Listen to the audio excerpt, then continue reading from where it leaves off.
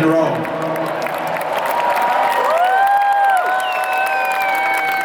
People rode their red Vespas, the left and the right working together, and that's, you know, punks and popes.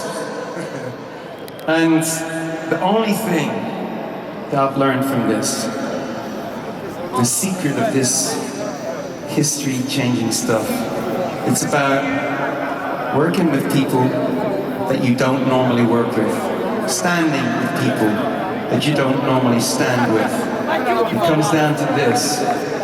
We can disagree on almost everything if the one thing we agree on is important enough. One,